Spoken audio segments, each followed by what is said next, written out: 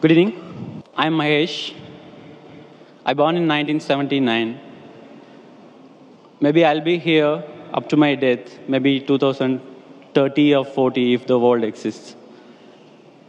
I just want to know where I was before 1979, where I'll be after my death. If I have been meant to be here in this world for this certain period, who am I representing?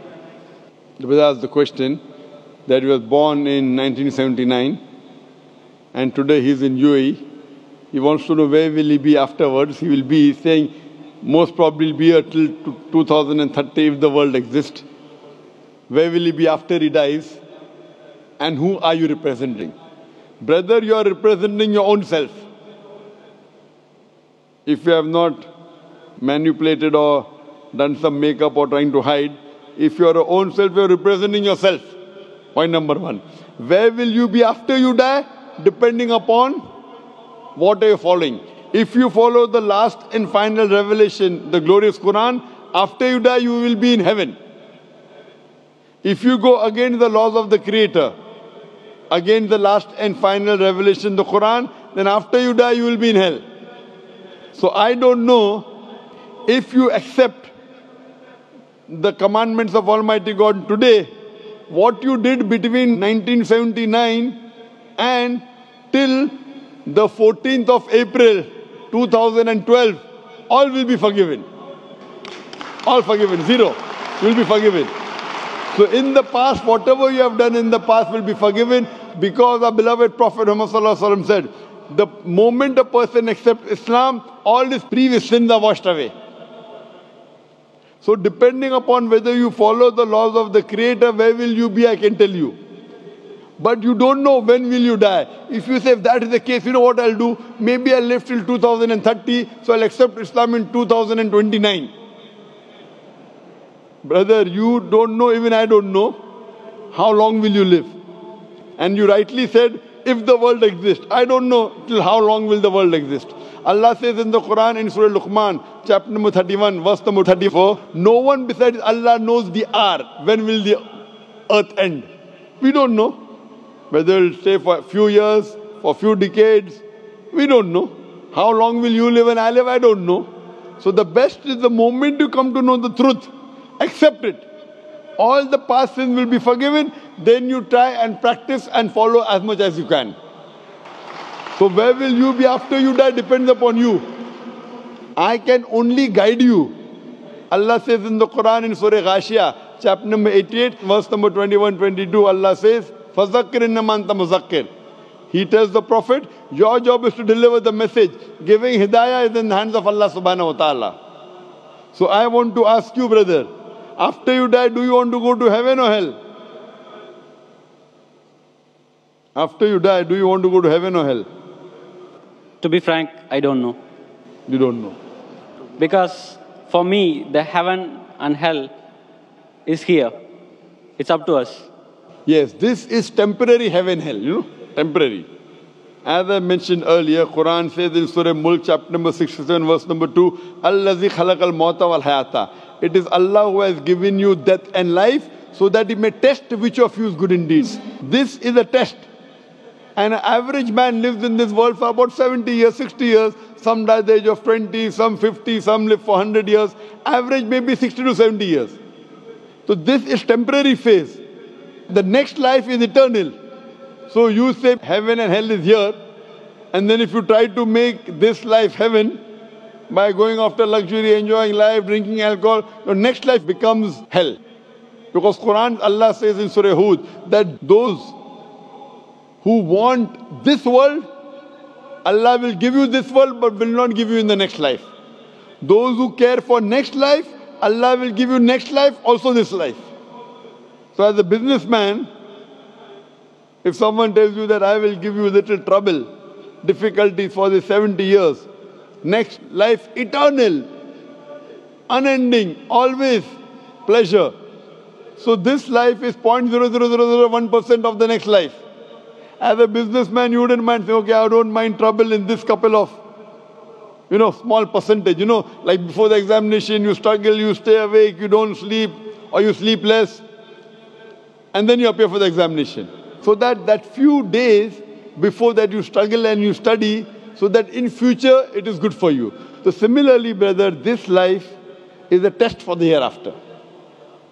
If you're a Hindu, if you're Mahesh, and if you believe in the Hindu scriptures, same the Veda says. If you read Rig Veda, book number 10, chapter number 16, verse number 4 to 5, talks about Punar Janam.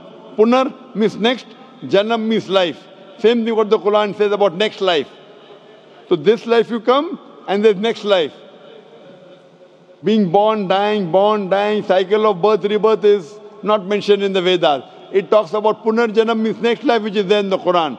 So a really good person would think about, as a better businessman, that the next life is multiple times.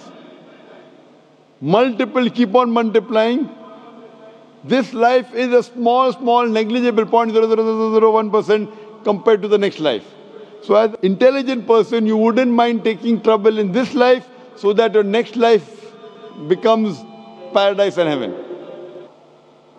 So brother, would you like in the next life to go to heaven or hell? Brother? Yes, sir. Would you like to go in the next life into heaven or hell? No, sir. I don't think I will be having a next life, because if I am going to have a next life. Do you believe in the Hindu scriptures? Yes, sir. You believe? Do Not you believe in the Vedas? Scriptures, some of the points. Do you believe in the Vedas? Yes. I don't know big about the Vedas. But you believe it to be sacred, correct? Sorry? Do you believe it to be from God? No, I feel I am God. You are God. All are God. That's what Hinduism says. Aham Brahmasmi. What is the definition of God? What is the definition? I don't know. I am God, you are God. What is the definition of God? I don't know. That means you don't know, I don't know. I know myself. Okay. You say you are God, I am God. We all are part of God. I am asking you what is the definition of God, and you say I don't know. Are you talking English or what? I'm talking English. What is the definition of God? I cannot define, sir. Just I can feel. So without defining, you're saying you are God and I am God? But I can realize, sir. God is everywhere in all of us. What is the definition of God? Then I will say whether God is everywhere, you are God or not. First, give me the definition of God. If your definition of God is only wrong, I said, this is not God what I'm talking about. What is the definition of God? I don't know to define, sir, exactly in words. So that means you do not believe. I'm not talking about the God which you're talking about. So you should ask me what is the definition and I'll tell you. Yes, sir. Can you explain me? If you don't know what you should do, you should ask or not? Yes. So ask me, I will tell you.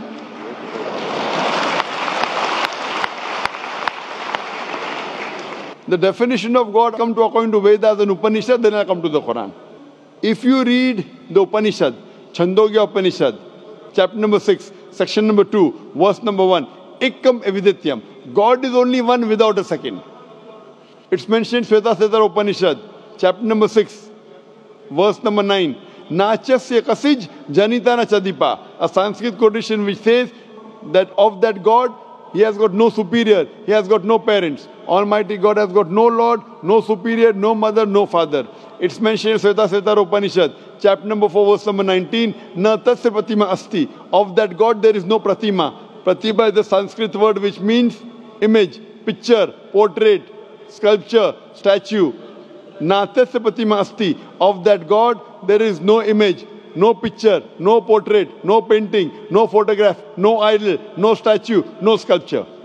Same thing is repeated in Yajurved, chapter number 32, verse number 3. Na tasya pratima asti. Of that God there is no image, there is no picture, there is no portrait, there is no photograph, no sculpture.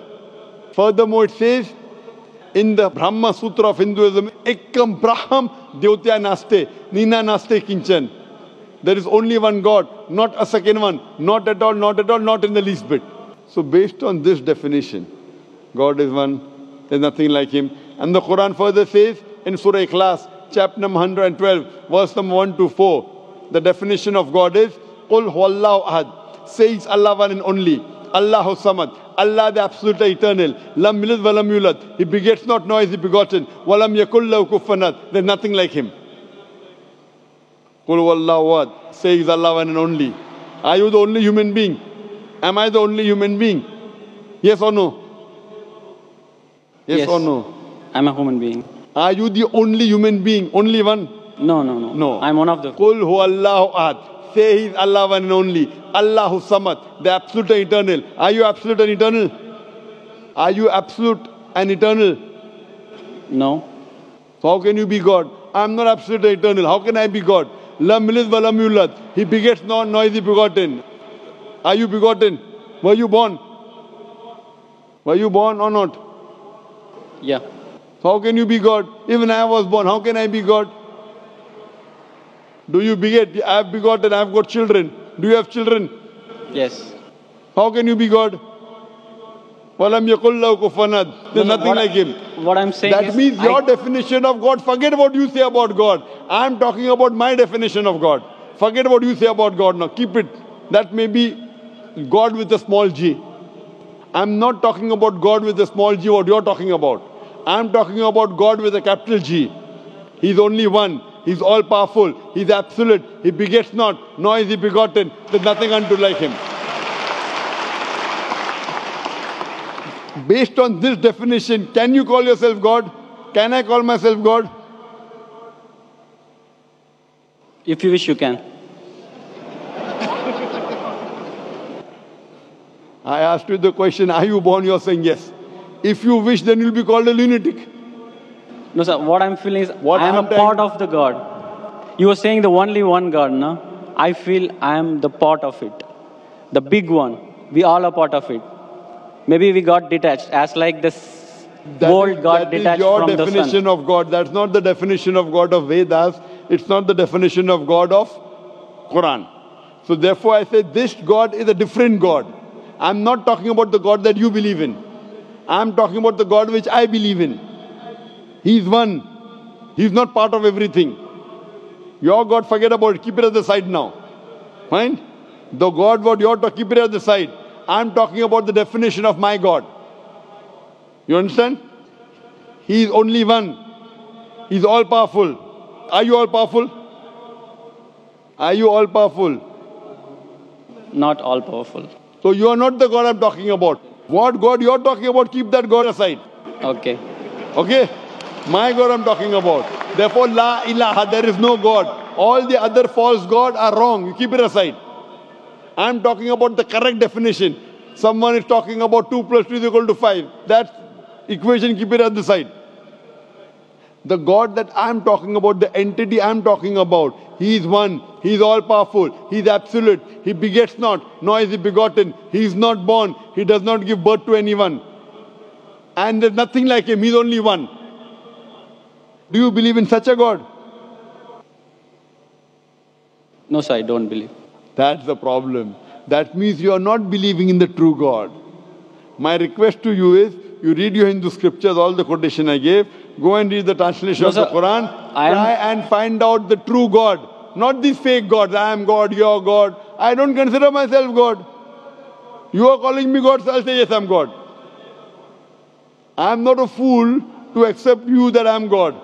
You want to go to hell, go. I don't want you to take me to hell. I am going to go to heaven. I want to take you to heaven. But to take you to heaven, if I agree with you that you are God and I am God, we both will go to hell. I prefer we both go to heaven.